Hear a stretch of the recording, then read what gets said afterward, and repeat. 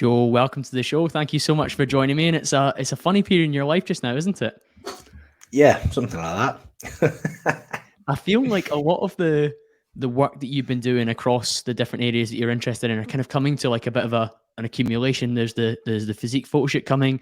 Your business is in growth mode, and you're growing on social media, and you're creating content that seems to be very within your niche, but also quite natural coming to you as well. It weren't always. So I've been creating content now for 5 years, and to start, like anything, do you know what I mean? I put my 10,000 hours in. So to start with, they were horrendous. They were really bad. But I stuck with it because I saw something there, and yeah, I suppose over time I think I've become a bit more natural on camera, more comfortable on camera, and I love doing it as well. Like I love making the videos. I love speaking. So yeah, it's become one of the best parts of my job, to be fair. Yeah, and from the fitness side of things, I know you've not always been dialed into that. In fact, I saw your transformation photo the other day on Instagram when we were getting organized for this, and I find it interesting that everyone's got these trigger moments in different areas of their life, and we're probably going to speak about the different areas of your life that you've had these trigger moments that have kind of transformed the Joe that we get to talk to today. But from a fitness perspective, the transformation you've had is pretty stark. But when did things start to move in the right direction for you? So I lived in Abu. So I'm now in the UK, but I lived in Abu Dhabi for 10 years. So we moved to Abu Dhabi when I was 2010, and previously to that, I boxed. So as a kid growing up, I was an amateur boxer, and it's a weight cutting sport. So I was always on weight. We were getting weighed 3 times a week when I was 12-year-old. So it was never an issue. But then I moved to Abu Dhabi, and I didn't even drink till I was 21. And then moved to Abu Dhabi when I was 22, and then started boozing at the weekends, and then they called it the Abu Dhabi Stone. And I put on the Abu Dhabi Stone, then I put on 2 stone, then 3 stone, then 4 stone. And it just became this accumulation. And then it got bad. Like, I'm putting in perspective, I'm 5'9", and at the worst I was 120 kilo. And it started being a problem when we were having, I've got twin boys, so my boys are nearly 5, Henry and Jasper, and when they were coming up to them being born, I was like, I don't want to be a fat dad. I don't want to be that guy. I want to be able to chase my kids around. But then I'll do it when they're born.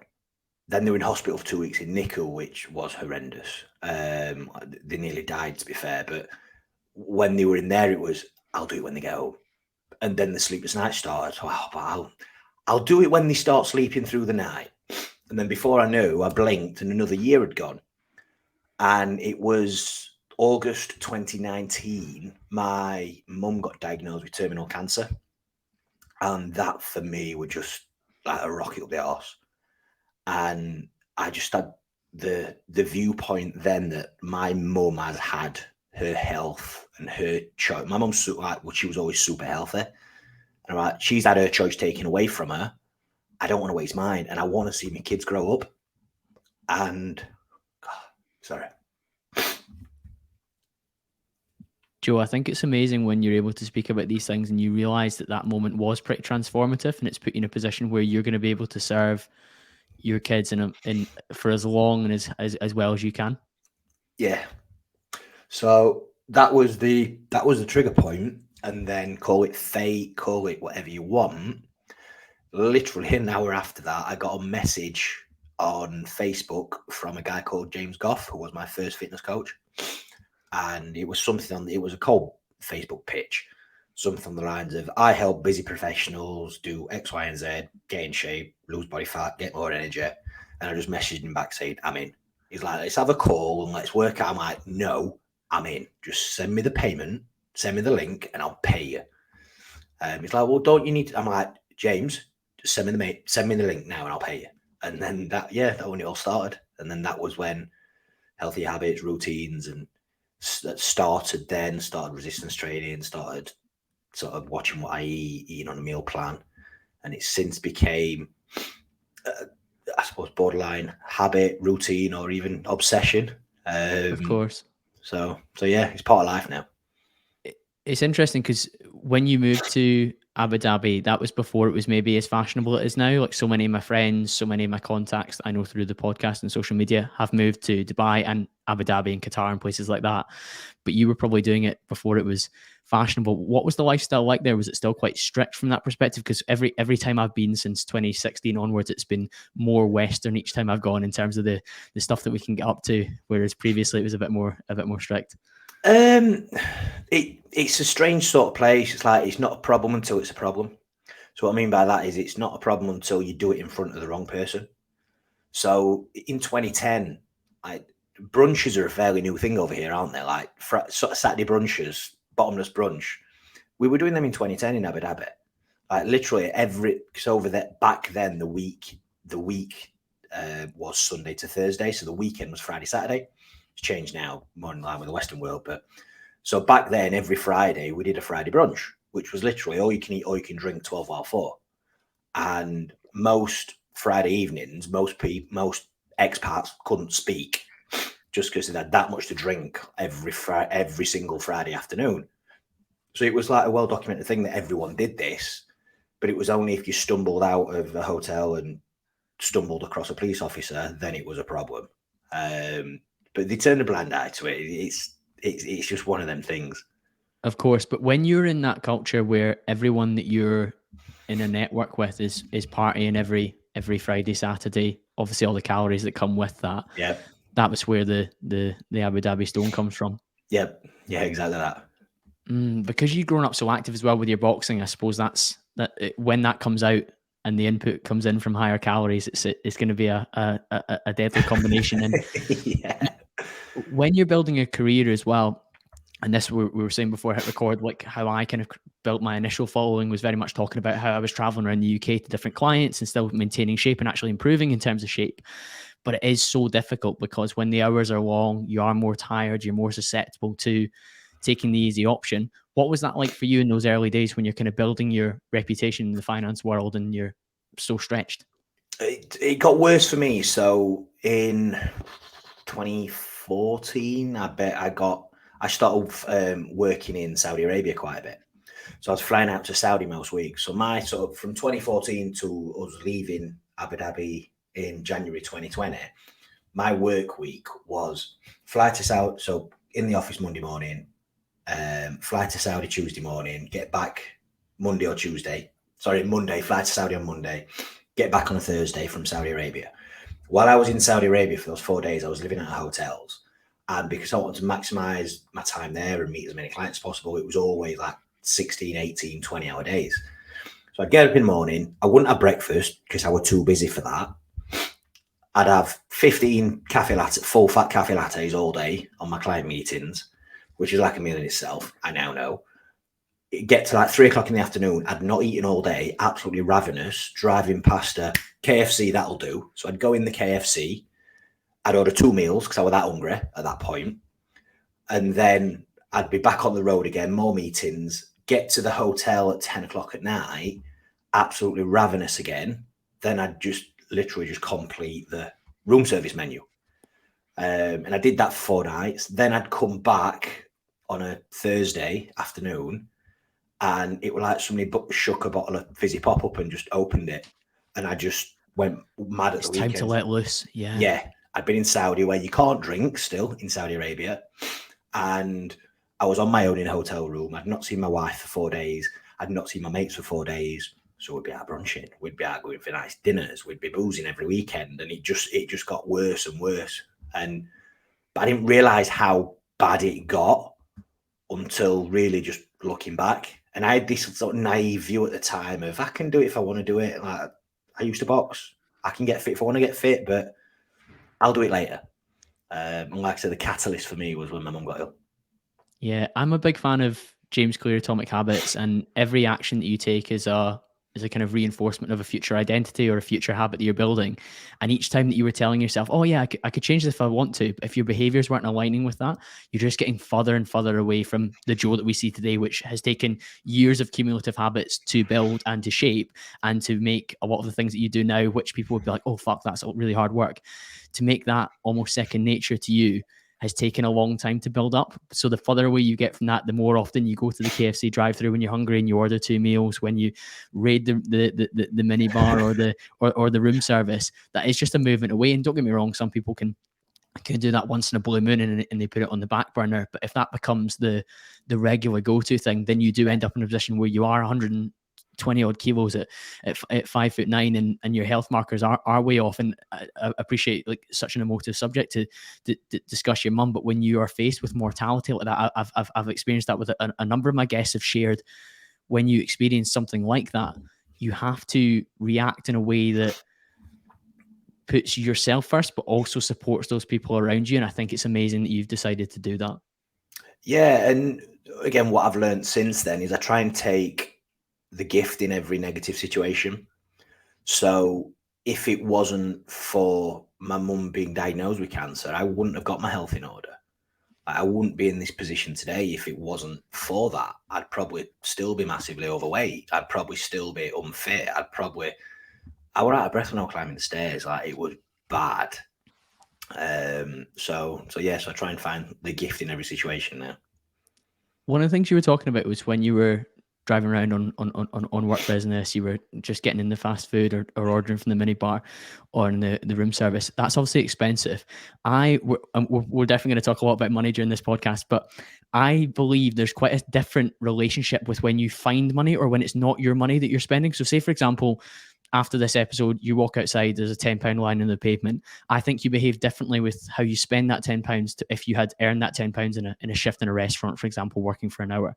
In the same way, when I've been away on work expenses, I'm much less likely to be frugal or safer with the choice of how I spend that money than when I'm spending my own money. And that's not to say that I'm like super tight with my own money or anything like that, but it's noticeable that like you'll be a little bit more lavish. And I've definitely noticed like, oh yeah, fuck it, we'll have dessert if it's on work expense. I'm with a client, it doesn't matter. I definitely found that being like a challenge to my programming, and I've seen it across the board with all the different colleagues that I've worked with across the years. It's a funny concept in that regard. We're not as careful with money that we don't feel is ours, I suppose. Yeah, that's a good observation, actually. But for me, I've always been self-employed, so it was my money. So whether I were traveling or at home going out the weekends, it was coming out of my pocket. Yeah, no, it's an interesting one. I don't know quite what makes us be a little bit more reckless. I know people maybe win the lottery or win a big gambling bet, they're less conscious of spending that money in a way that would serve their future self, and they're more leaning towards the gratification. And one of the biggest things that we can do in terms of gratification is cheap, available, hyper palatable food that doesn't necessarily serve us. You were talking about your mum there, and I know that she actually played quite a big role when it came to you getting involved in the finance world for the first time. Can you share why that was, Joe? Yeah, so I grew up in a traditional sort of working class household in Sheffield, and I didn't know what I wanted to do as a kid.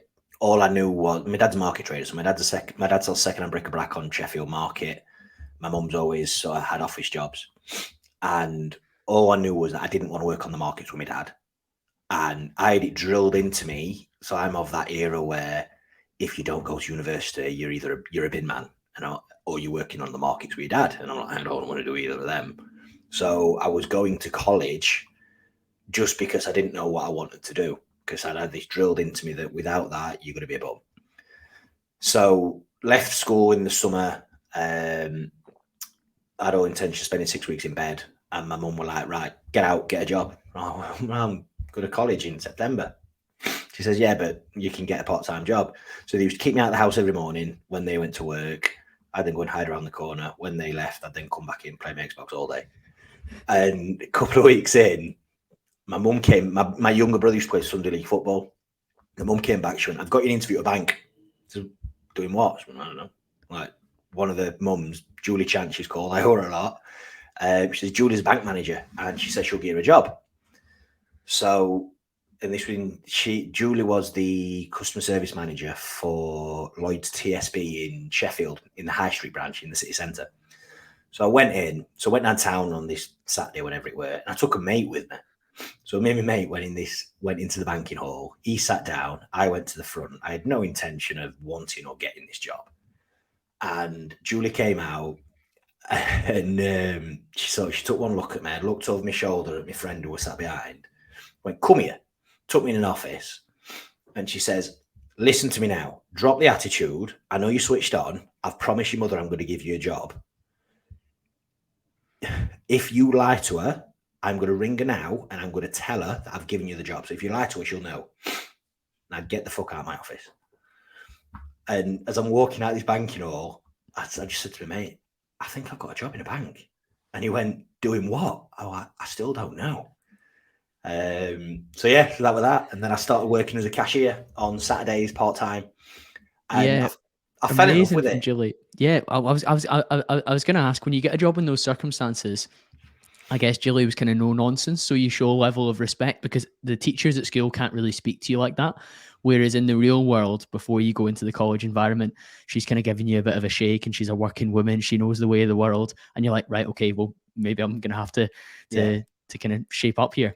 Yeah. I mean, the actual cashiering side I hated, and I was probably the worst cashier on the planet because my till never balanced at the end of the day. But I just fell in love with like the sales, the relationship, because again, it's a little bit different now in banks, but this was back in the day where you'd go to the bank and it'd be like, "Right, do you want to speak to a manager about upgrading your account? Do you want a credit card? Do you want a loan? Well, why don't we invest this money for you? Why don't we find you a better savings account?" And we were targeted on referrals, on bums on seats to the account managers. And it just became a game. I was like a dog with a bone. Like nobody left my till until they either sat down in an office or they stormed out of the banking hall. Like there was no in between. To the point where people would wait in the queue to avoid me because they'd heard me pitch the previous 5 people before them. And that was when I sort of fell in love, got into sales and relationship building, and that was how I then fell into financial services. Yeah, it's amazing how people find their path, and if there's that little bit of, like you say, positive feedback loop where like I'm getting enjoyment from talking about these topics, I'm getting enjoyment from talking to people. I wonder what I can do in this space. And at that age, you never maybe think as clearly as that, but your brain's just telling you, let's do more of this or something that's similar to this as well. And it's amazing when you look back at what you had a passion for at a particular age that you maybe didn't realize you would have a passion for, and how it plays out into the future when you're actually like I would say, looking at you now online and speaking to you about it, you're pursuing things that you truly care about, which is really, really great. But you would never have been able to map that out as a 17-year-old leaving school and deciding what you're going to do. Completely agree. And do you know what? Like at that age, I didn't care about money. I didn't care about finance. I could have quite easily been selling cars. But it was that building that relationship and building that trust with people, that were what I just fell in love with. So if Julie had worked at Carphone Warehouse, I'd have probably sold phones for 10 years. It just so happened, fortunately, it was in financial services. And then sort of on the back of that, I then took my exams, became qualified, and that when I sort of developed a passion for really helping people with their finances. Yeah, and you were asking about my background before we started this call, and I look at what I was interested in as a child, and I worked did like work experience as a sports journalist, and I used to go to, so I would play for the junior rugby team on a Sunday, but the men's team would play on a Saturday, and they would travel all around Scotland, and I would write the match report. I would interview the players and the coaches, and and by the time I went to university, the kind of newspapers, I went to uni in 2010 to 2014, so newspapers were on the decline, and they have been ever since. But I would say the modern journalist is a podcast host, because he asks questions, he does his research, and he creates content off the back of it. So looking at what you're interested in as a child, or as a young adult, and like how those kind of move forward, doing the modern version of them in 2023 or whenever people are listening to this is sometimes a bit of a hack to decide what you might actually have an interest in. So you building those relationships and understanding what people are up to as like this raw as all hell teenager, it's really, really cool to see it come to fruition. Yeah, do you know what? I've never thought of it like that, because when I was a teenager, all I cared about was boxing. Like that was it. Like nothing else mattered.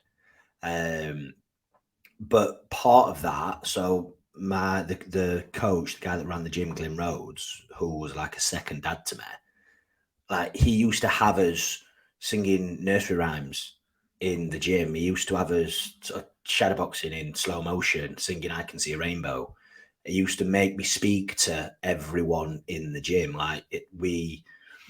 And I was always comfortable around older people. I was always comfortable about introducing myself to people. They once took me to a Borstal. We did this boxing exhibition at like a young offenders home, and they were doing this talk about how to not give in to peer pressure. And then he just turned to me and went, "Joe, I can see a rainbow." I'm like, "What?" And I had to shadowbox in slow motion, singing "I Can See a Rainbow" in front of Young 200, offenders. 200 kids that were locked up for being aggressive and violent. But again, I've never actually put two and two together like that. But I always enjoyed speaking to people. I always enjoyed speaking to strangers. I always enjoyed conversations with people. So yeah, there we go. I just realised something. The past leaves clues. Definitely, I certainly feel that way. But we were talking about your lifestyle in Abu Dhabi, having spent some time out in Dubai on different holidays. I definitely think that it's probably the epicenter of lifestyle creep. Now, don't get me wrong. I think the UK we see lifestyle creep, but I'm always surprised by how some of the finance habits are out there, even versus, don't get me wrong, I can be super critical of how things are in the UK, and I've got loads of stats that I want to talk to you about. But what was it like when you're out there and you see how maybe people behave with their money? Is it as bad as maybe I'm assuming it is? Oh, it's probably worse than what you think it is. I call it the expat money trap, because people go out there, they earn more money than they do back home, they earn it tax free. Yet they seem to spend everything, and frighteningly, 60% of expats leave the UAE in a worse financial position than when they got there. Just because they don't put any money away for the entire time there. And a lot of it is keeping up with the Joneses. Instagram's made it even worse. And I fell into it myself. I moved out there at 22. I started earning more money than I could ever imagine. And I fell down this very dangerous route. I've always been a numbers man. I've always been a stats man. So I knew exactly how many calls I needed to make. To book a meeting, I know how many meetings I needed to book to get one sit. I know how many meetings I needed to sit to get a client. I knew what my average client size was.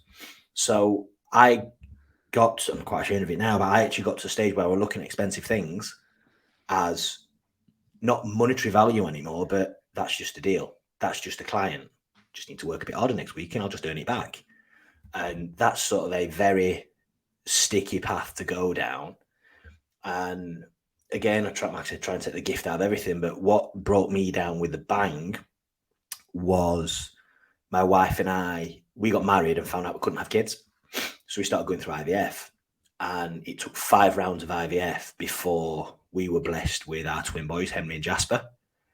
And I very quickly ran out of money then, when you're talking like £15,000 a go. For each round. Yeah, because no NHS, no financial support, nothing. You're on your own. And that's me with a big wake-up call. And at the time, so I changed jobs. So I changed companies. The new company, I didn't get paid for 6 months. It weren't what I expected. Plus the market were down. Things were a bit rocky at the time. It was around Brexit, when the Brexit vote happened. So people were a bit worried about the markets. No one were invested. And I had this victim mentality then of why me? Why can't we have kids? Why is the market shit? Why is this new company shit? And it was only when I really took stock and looked at this massive 4-bedroom house we were in, what I were renting at 60,000 quid a year. We got a pool on the back, what we never used. We got 2 flash cars on the drive. We were going on all these expensive holidays. We were going out brunching every weekend. And it wasn't when I worked out what I'd earned and what I'd spent. It was like, no, Joe, it's actually you that's been very frivolous with your money. And that for me was, I suppose, when I started practicing what I preach and really took stock of my own finances, and then became a lot more intentional of where I was spending and saving and putting my money away. I find it really funny, the number of financial guests I've spoken to in the podcast that in their younger days, even when they were maybe advising or supporting people with their finances, weren't practicing what they preach. And it's really important that we understand that as humans, we can be pretty fucking silly, even when we actually know what we should be doing. Like, don't get me wrong. So overweight Joe probably knew he needed to not go to KFC and have 2 meals. But was he doing it? No. Financially, not as stable, Joe, as you want to be. Probably knew that the house and the pool weren't as necessary as investing in getting a family. So it's funny how when you can know these things but not do them, we understand that everyone is fallible to some extent, and it takes different wake up calls, different conversations. And I was speaking with a gentleman called Perry Wilson recently who has a YouTube channel called Stupid is the Norm. And it's all about financial education. And he's completely correct. Stupid is the norm when it comes to finances. We behave really sillily because, particularly like you say, if you move out to the Middle East, it's tax free. You've got more money than you've ever had before. Sometimes you think like, oh, I don't need to be as conscious when I tap this credit card or when I order this thing because it's going to be okay. Now, don't get me wrong. I think we all aspire to be in a position where we don't worry about necessarily everything that we spend, but we can be a bit more free. But when it becomes too free, like we're just going to go into a mode where we do just chase the next exciting thing. So the next holiday from Abu Dhabi to the Maldives or whatever it is, and we don't think about it, but those quickly add up, as you've shown. Yeah, and I think it's very easy to put things off and in search of that instant dopamine, that instant pleasure hit, which is exactly what it is. It's the same with anything in it. It's like for any sort of to be successful at anything, whether it be a relationship, whether it be health and fitness, whether it be finance, whether it be career, it's a little bit short-term pain. And the longer you can suffer that for, the more successful you're going to be. And it's same with building a financial plan. Like if you invest for 30 years versus 20 years, you're going to have twice as much. Same with getting fit. If you train for 4 years versus 6 months, you're going to be a lot fitter, a lot healthier. You're going to look and feel a lot better and have a lot more energy. It's like anything. Yeah, but so right. I think it's very difficult, and myself included, it's very difficult for people to see that. Of course it is. Of course it is, because sometimes you need like proof of it working as well. So in the same way, when you started your health and your fitness journey, you maybe started tracking your calories, you maybe started going for an extra walk or two a day. You're like, oh, well, the dial's actually moving in the right direction. You almost need proof of concept. In the same way, I've heard you talk before about when you work with somebody that's maybe got debt, you almost encourage them to try and get some, not quick wins, but some faster wins to build up some sort of momentum rather than just trying to tackle the biggest, scariest, like trying to eat the ugliest frog is a kind of the phrase that you could use. So I find it interesting that you recognize human psychology from that perspective when it comes to things like debt. Yeah, like your guest as well, his podcast Stupid is the Norm. Look, if you're looking at debt, if you've got 4 or 5 different debts, if we were robots, the best thing would be to pay the highest interest debt off first. However, we're not robots, we're humans, and we make bad bit and we behave badly. So for me, it makes more sense to clear off the lowest outstanding debt. And like you say yourself, you then get a quick win, because what you did have 5 debts, you've now got 4. Then you had 4 debts, you've now got 3. So you can actually see it being, so like you can track it. And it was same with me when I started my weight loss journey, fitness journey, whatever you want to call it. Like I got weighed every day. Well, I still get weighed every day. So get weighed every single day. So every single day I was seeing that number on the scales get less.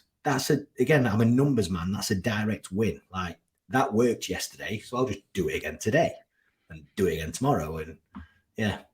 We build momentum from that perspective. The tagline is very much family wealth, Joe, and a lot of the listeners to this will be younger. Maybe they're either just starting to build a family or they haven't started that yet.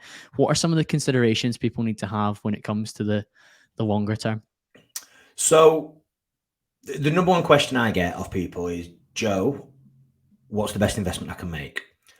And with a lot of people, I say, look, that's the wrong question that you're asking, or it's not the right question that you're asking. So basically, I always look at it in a way, look, let's just make sure everything's boxed off one at a time. Okay. So the first thing that you need to do is make sure that you've got adequate protection in place. So if you do have a family, make sure, and you've got people that are dependent on you, financially dependent on you, make sure you've got life insurance. Because if you died yesterday, it's not just you that dies, your income dies with you as well for the next 20, 30, 40 years.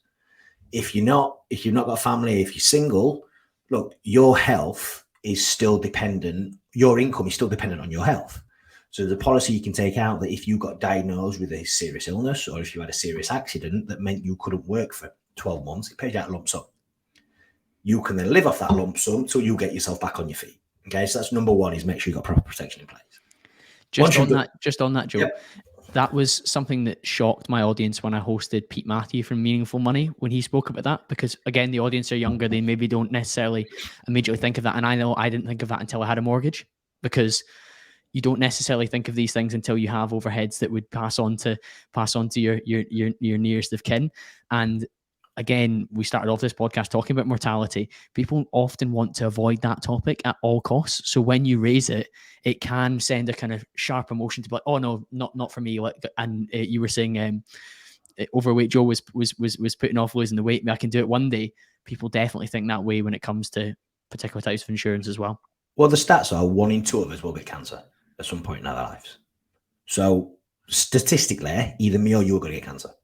Fact. That's from Cancer Research UK.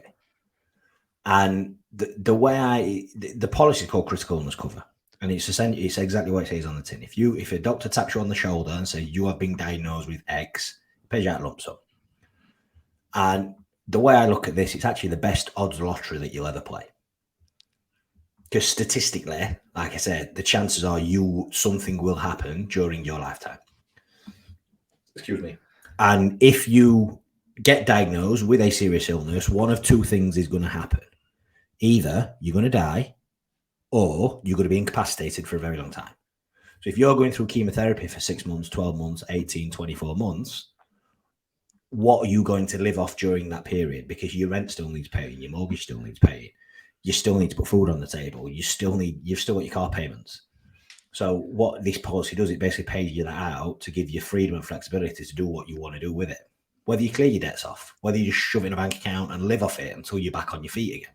But it just buys you that time so you can then focus on recovery, and not, as well as overcoming this horrendous ailment that you've got, have to also have financial stress and financial issues as well.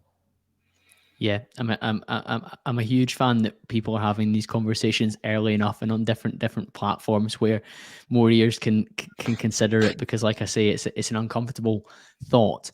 But your job as a financial advisor, financial planner, is not to give people the kind of warm fuzzy message all the time. Sometimes it's the conversation with Julie when she took you in the office and told you to sort yourself out. It needs to be said. Yeah, definitely. Yeah. And look, with any type of insurance, the earlier you take it out, the younger you are, the cheaper it's going to be as well. I was going to say, the longer you delay, the higher risk you become, or the more likely you are to be a payout for the insurer, so they're going to adjust their premium accordingly. But yeah. I interrupted you mid flow, Joe. What was the second consideration after relevant insurances? So secondly, clear your debts. So again, before you even think about investing, make sure you're debt free. So any unsecured debts that you've got. So I'm not talking mortgage. I'm talking things like credit cards, loans, store cards, overdraft. Just get it paid off. And we sort of touched on this earlier. The best way to do that is by something what's called the snowball method. So if you've got 5 debts, can't see my hand. If you've got 5 debts and let's say the minimum payment on every debt is £20. Yeah, you can afford £200 a month towards your debt. Pay the minimum payment off on each and put the additional £100 on the lowest outstanding debt, and do that every single month. Then when lowest outstanding debt number 1 is cleared, you've then got 4 debts. You then put the minimum payment of £20 on each of those, plus the £100 additional you were paying, plus the £20 from debt number 1 that you were paying, and that all goes on to the second smallest outstanding debt. When that's cleared, move on to number 3, number 4, so on and so forth. And like I said before, that for me is the best way of doing it, because you get those wins along the way of, I did have 5 debts, now I got 4, now I got 3. So you're sort of chalking it off. You feel like you're progressing, which is so important. Yeah, definitely. And 3?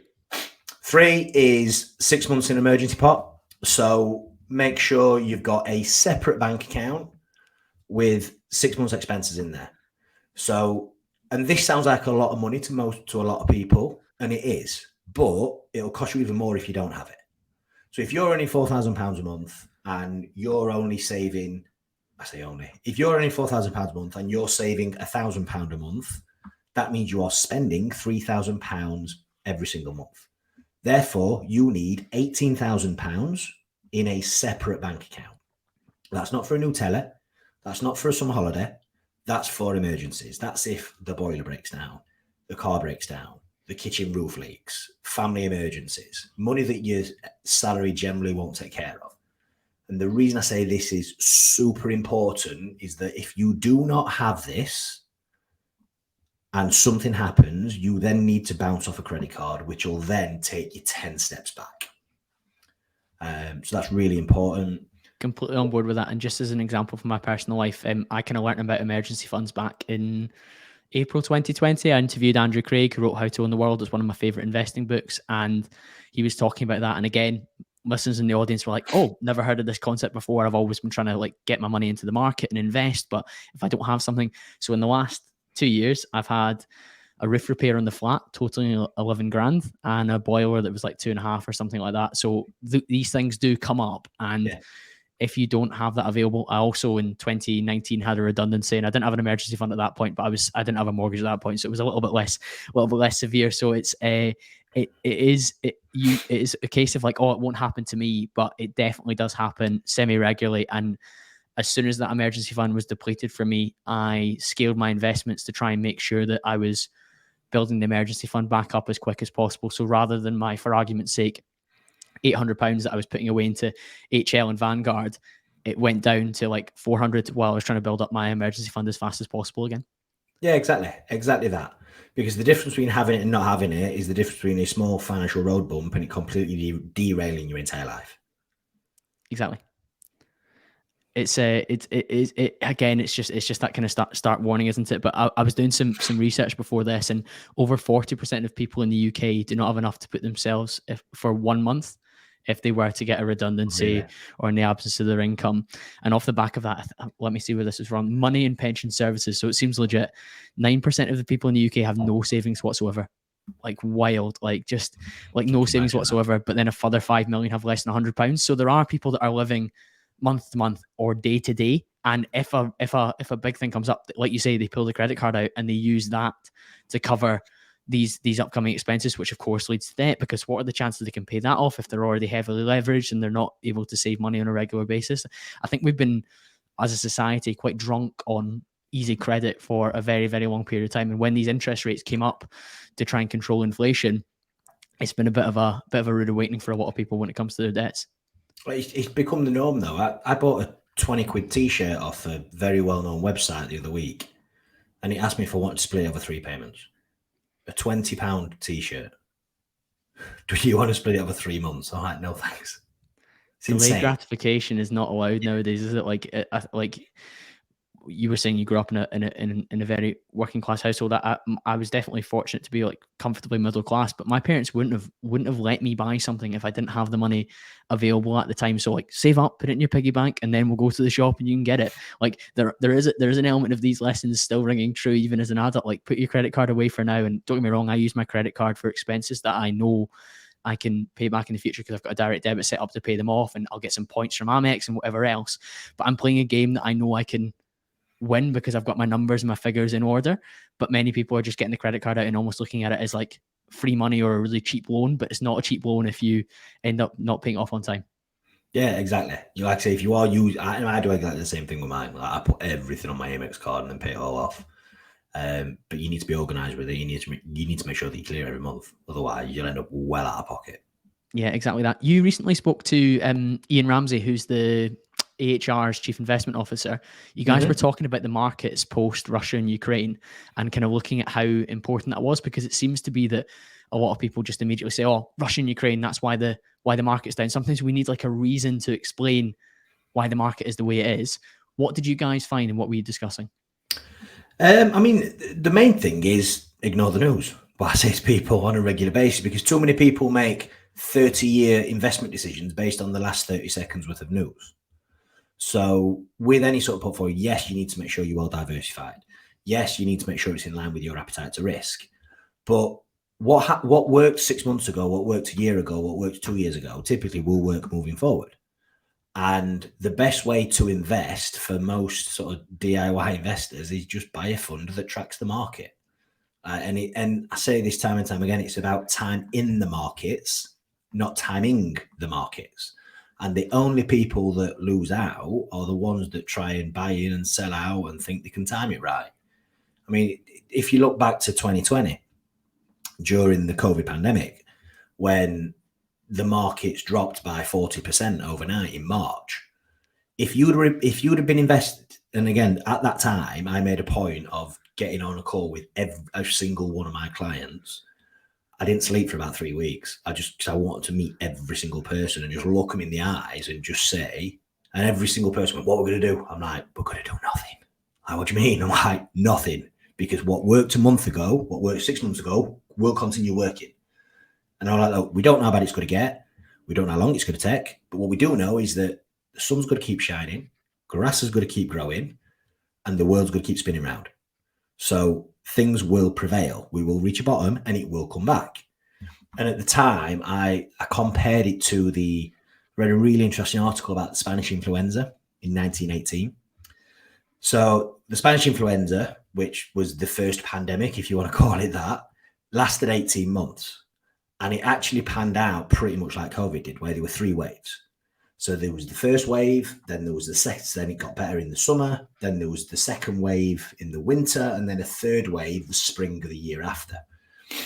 But the recession then only lasted 9 months.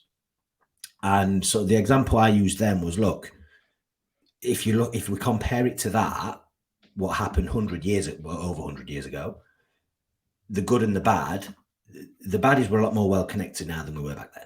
So it will spread a lot quicker, which we saw because it no longer takes you 3 months to get from the US to Europe. It takes 6 hours. So, which was why we saw it spread so quickly. But I'm like, look, we're 100 years older, hopefully 100 years wiser. We're a lot more financially secure than we were back then. We've not just come out of the Great War, and we can talk to people all over the world. So if they're going to get a grip on this, they're going to get a grip on it sooner. Turns out I weren't quite right about that. However, I said, look, if you look at the recession, then it was 9 months. So things got better then, even though there was this second and third wave after that. The markets recovered well before that. And lo and behold, the markets came back at the end of July. And you don't hear this on the news, right? Because all the news portrays is stock market lost 40% in March 2020. But if you remain invested from January to December in 2020, you'd have made 20%.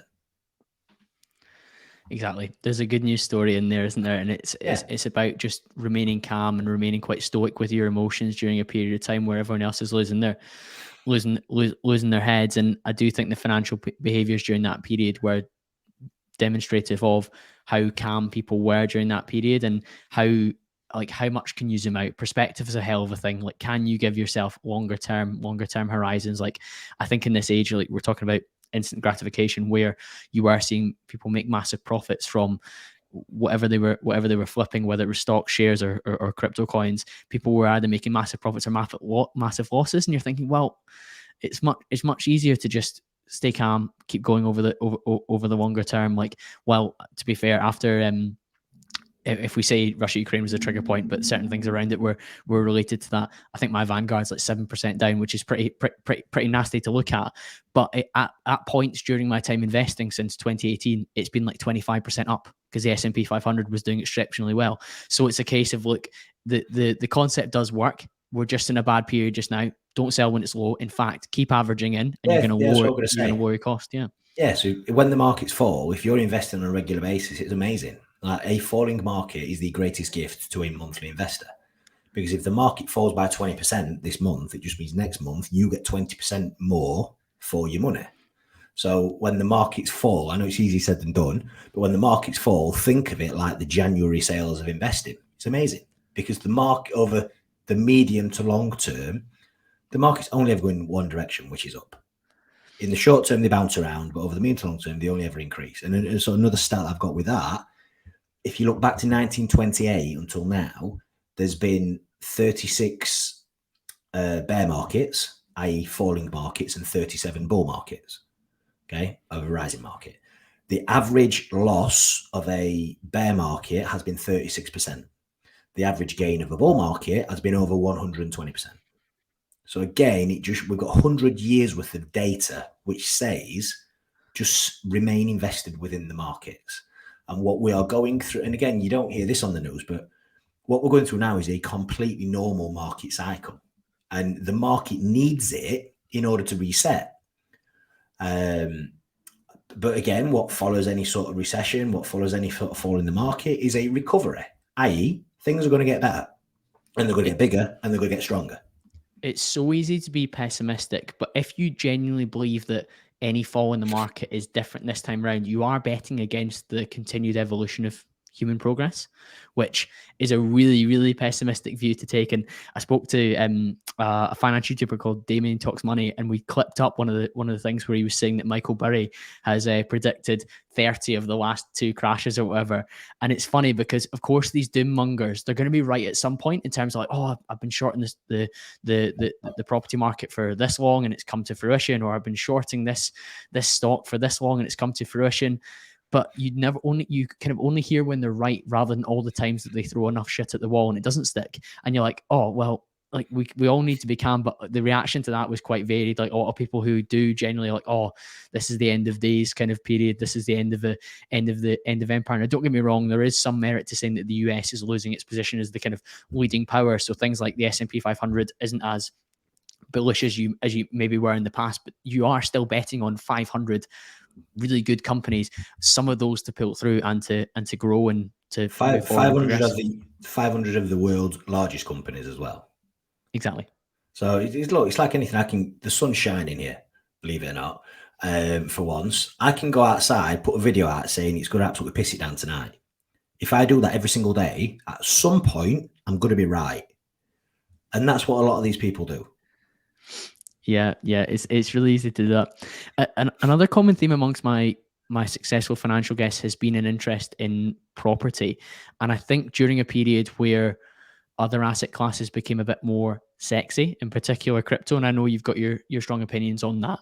I think some people did take their eye away from property, myself included to some extent. Like I've dabbled with crypto to relative success, and I've got some long-term time horizons on some of the asset classes, albeit appreciate you're quite bearish on a lot of that. But what's your approach when it comes to property, Joe? I'm a big fan of property. Look, the reason for me, I'm a massive fan of investing in things that provide an income. Okay, so you buy a property that pays you an income today in the rent, property market increases, that's your capital gain as well. So my view on property, I think it's a sound investment. Again, we've got over 100 years worth of data which backs that up. If we're looking in the shorter term, if we're looking at where the markets are at, if we're looking at interest rates, if we're looking at, we're going to a recession and everything sort of surrounding that, I think there's certain areas which are going to get hit. So like blue collar towns will be affected, your lower income places. However, if you look at areas such as Birmingham, Manchester, Liverpool, you can't argue with the demand. So the demand's up here and the supply's down here. And there's been a couple of sort of key drivers for that. One is, so when I'm investing in property, there's 3 things that I look at. Okay. First is education. Okay. So is there universities nearby? And what percentage of those graduates stay in that city?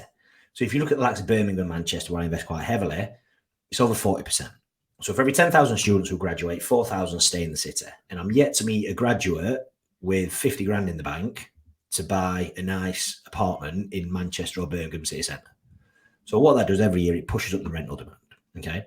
Second is transport links. So it's looking at wherever it is you want to invest, how well connected is this place to the rest of the UK? Does it have its own metro? Is it on a train line? Is it near a motorway network, highways? Does it have an airport? So it's looking at the transport links. Then thirdly is looking at the movement of people. So are people moving to this area or are people moving away? And with this, there's been 2 key drivers. One is the mass population in London. So everyone knows London's the UK's largest city. There's 9.4 million people that live in London. Yep. Birmingham is the UK's second largest city. There's only 1.2 million people in Birmingham. Okay, so that massive disparity of population of people is inflating the prices in London, which they don't like. So they're trying to invest heavily in the infrastructure in what the government call tier 2 cities. So your Manchester's, your Birmingham's, your Liverpool's, your Leeds. And they there's a couple of ways of doing that. One is they want to retain the talent. So they want Jack Smith, top of his class, graduates from Birmingham. They don't want him to have to go to London to get the job he wants. They want him to be able to get that job in Birmingham. So they're putting all this infrastructure in. And the second sort of key driver is Brexit. So historically, you've had all these multinational companies, European head office, London. That's not in Europe anymore. So now these companies need an office in the likes of Berlin, Paris, Barcelona, Madrid, as well as the UK. So a lot of them now are not willing to pay London city prices anymore when they can move to Birmingham, they can move to Manchester for 20, 30 pence on the pound per square foot of office space. And what you're seeing is a massive shift in the banking sector to Birmingham. Canary Wharf's moving to Birmingham. You're seeing a big movement in the tech sector and to Manchester. Salford now, just outside Manchester, I think it's been renamed Media City. Yeah, so you've got all these studios opening there. So again, you've got over 20,000 jobs moving. 20,000 jobs means 20,000 people plus potential partners. 20,000 plus people need somewhere to live. So every single year it's pushing up this rental demand and there is not enough supply. So no matter how doom and gloom you think the UK is, no matter what your attitude is towards interest rates and where the property market's going, you can't argue numbers. There is not enough properties in these cities for people to live. And there's more people moving to these cities than more properties being built. So I'm seeing that firsthand in the student market. We were saying before we hit record that I supply furniture in the student accommodation sector, and there's a massive undersupply, and some of the older supply, which is university owned, is becoming outdated. So the students don't want to stay in it. There's a huge number of families from international students still coming to the UK, in particular Nigerian and Indian. They'll bring like their spouses and their children with them to study here, and that's taking up the HMO market, which best believe is pushing students into the more of the PBSA, which is kind of purpose-built stuff. And there's a massive undersupply of that. And the big thing coming in the UK is build to rent, and it's these big developments that are kind of like PBSAs, but for grown-ups rather than just for students. And the pipeline, but the pipeline for that is absolutely massive. But there's still huge demand for good quality housing and good quality rental properties where people can stay and people can bemoan. And we've got a little bit of an anti-landlord government in Scotland at the moment, when it's kind of squeezing that with all sorts of different legislation and stealth taxes. But ultimately, the private sector is so important when it comes to finding people homes that they can stay in and benefit from. And I think your strategy and your three considerations are really interesting. And I find the education piece, obviously linked to my day job, is vital, because the UK remains a brilliant place for people to come and study. So people like myself and your children will want to study at UK universities, but best believe all these international students still want to come and study at University of Birmingham, University of Manchester, these red brick huge institutions that are like good value when it comes to your degree versus potentially some of the other degrees you can get out there. Yeah, and I see it all the time. I mean, like I said, living in the Middle East for 10 years, and most of my clients are still based in the Middle East as well. I've dealt with all sorts of different nationalities, and if you ask anyone from any country, where in an ideal world, where would you love your children to study? And it's always UK or US, always. Yeah. So, and these people need somewhere to stay because they move out of first year hall straight away. There's not a space for them. They need to go and find a house. And if you've got a good property for them, and some of the guys that I supply furniture for have brilliant portfolios that yield really, really strongly. If you've got a 6-bedroom house and you're renting it for £600 a month each, that's pretty good. You pay off your mortgage pretty damn fast. If you can get a house in Fallowfield in Manchester for 90 grand and you refurb it for 10, 12 grand, another 10, 12 grand on furniture, you've got a pretty solid investment for the next 5 or so years, unless the students give it a really tough time, which sometimes they do, as you can imagine. Yeah. But Joe, one of the final questions for you is, given that you're pushing for so much and you wear so many different hats, so you wear your business hat, you wear your family man hat, you're now wearing your kind of fitness hat to like a more extreme extent. Obviously for a photo shoot, we know that things get dialed up to the extreme. How are you finding the energy to keep pushing in all these different domains and still show up as you want to in the domains that matter to you? I'm really big on routine. I'm super organized. People laugh at me when they see my calendar and my schedule. It's like a military operation. I say it all the time. I find there's a lot of freedom in structure and a lot of freedom in routine. So I get up at the same time every morning. I mean, I'm up at 3 a.m. every morning. And I'm not part of the hustle and grind 4 or 5 a.m. club. I don't buy into that. I've always been a morning person. So like, even on weekends, I'll wake up at 3 a.m. Like, I've always been the same. But for me, I love the mornings because I get up in the morning, and my routine every single day is I do something that helps my business, whether that be creating a social media post, whether it be send a message, whether it be send an email, whether it be reach out to someone. I sweat every morning. So I go to the gym, or on my rest days, I do a bit of cardio, or I'll get out and go for a walk. And I also journal as well. Which again, I feel a little bit like a 13-year-old girl when I tell people this. But for me, journaling is, I found that I enjoy solving problems. And if I don't give my brain problems to solve, my brain finds problems. So what a journal does for me, I find it a bit like a compass for the brain. So it tells my brain where to look for the day. And then at the What are end of the some of the day, prompts that you ask yourself? so it's question-led journaling. So it's things like, what's going to be the best part of my day? Who can I positively impact today? What, and again, my favorite one is, what potential triggers or problems can I face today? And then the follow-up question to that is, how am I going to handle that? Now, look, 9 times out of 10, that's my kids who are going to play up. But the more times I practice that routine in my head before it actually happens, I am much less reactive to that situation. You've trained yourself to be ready. Yeah, that's exactly it. Yeah. I'm a huge fan of journaling as well, and I know that we're both connected to Paul Mort. In fact, I heard your interview with Paul, and Paul's been on this show as well. Okay. He's done a great job in normalizing journaling for masculine men. And by that I mean, and don't get me wrong, there's lots of different things going on in terms of, I think there's a bit of a war against positive masculinity by painting it as toxic. But then there's the kind of bloke that say, oh, that's why the fuck would you be writing down what you're thinking about and how you're feeling? And then you're like, well, actually, Joe is an epitome of a pretty masculine guy. He's got a family. He works out. He trains. He's got a good business. He's interested in money and growth, and does cool things. But he's spending time checking in with himself so that he better serves both himself and those around him. Yeah, and that was me. And again, like I said, I talk about trying to find the gift in every negative situation. Like, my mum passed away in March 2021, and I went to a very dark place. And I spoke to a couple of therapists that summer, which it didn't work for me personally. I probably went into it with the wrong attitude. I went into it with a very negative attitude. And I'm very logical.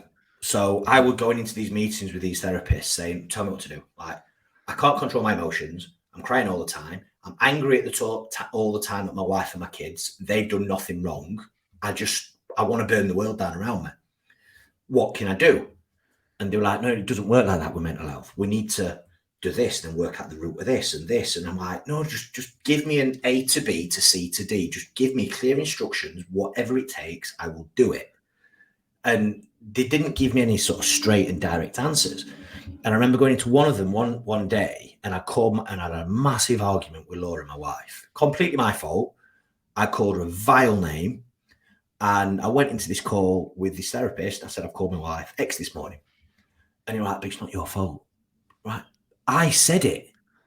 And you were going, no, but you need to think about the circumstances that led to you saying that. What led to that? I'm like, me being a cunt, basically.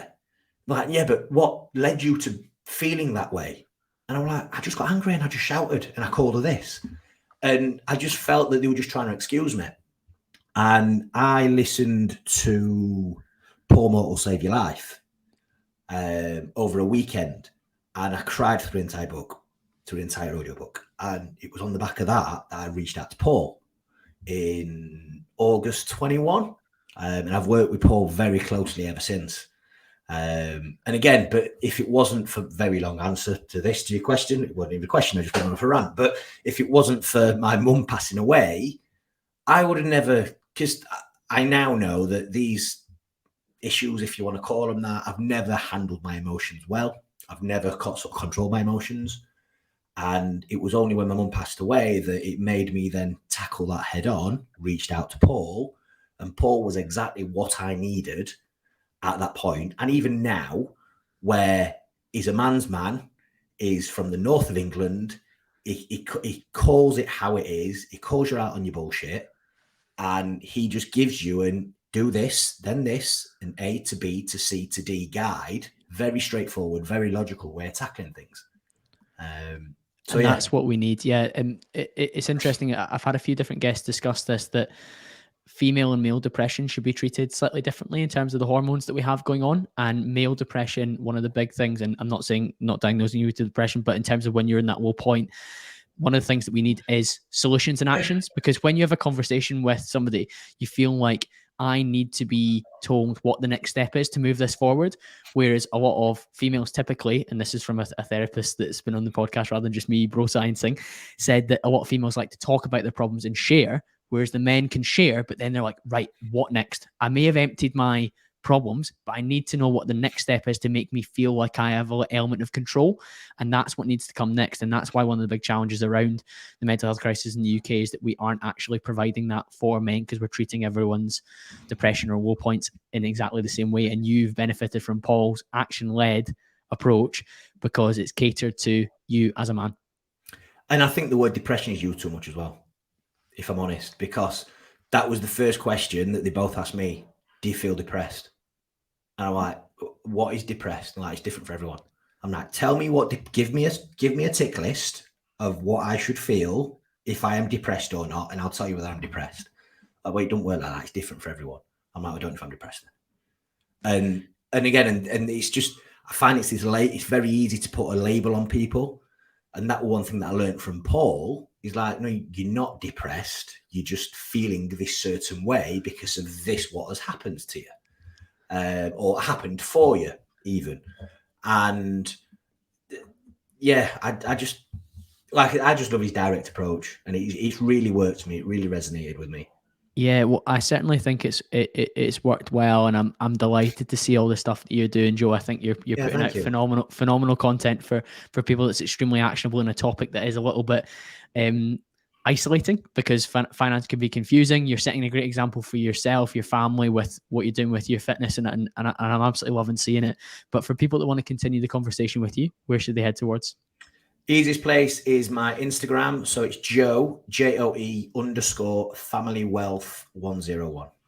Perfect, Joe. That'll be linked in the show notes. And thank you very much to you, the listener. I'll be back to speak to you all again very, very soon.